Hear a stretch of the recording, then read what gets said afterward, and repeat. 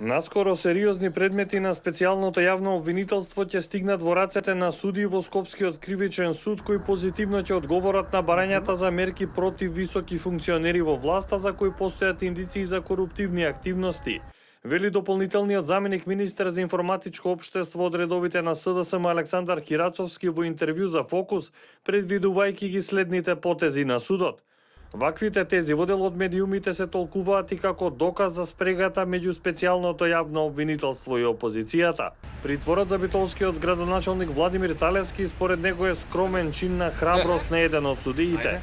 Притворот за битолскиот градоначалник Владимир Талевски, например, е скромен чин на храброст на еден од судиите, но имам информација дека секојдневно судии се охрабруваат и едва и чекаат одреден предмет против власта да падне во нивни раце.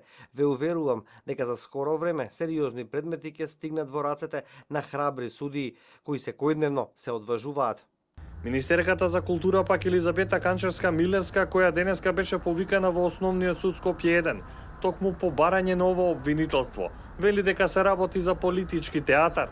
Сакам да истакнам дека ова е чисто политички театар, кој што е организиран од страна на Социјалдемократскиот сојуз, каде што специјалното јавно обвинителство се вклучува во ова политичко действување, се со цел да даде силна поддршка на Социјалдемократскиот сојуз во овој период се до изборите на 11 декември.